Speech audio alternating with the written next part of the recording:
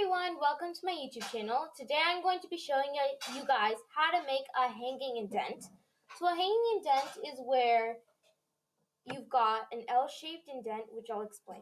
So once you've copied your content, like so, and you enter, once you've got like one sentence you need to separate from everything else, you enter, like so, and you press tab once, and then you press tab again on the next line, and then you go to this line here, the first line, and you backspace, and that's your hanging indent. And once you want to end a hanging indent, you can just go to the next thing, enter, and you backspace again, and you've got your bracket-shaped hanging indents. Well, that's how you make hanging indents. If you have any questions or comments for me, please type them down in the comment box down below. And if you enjoyed this video or you learned something new, please like and subscribe.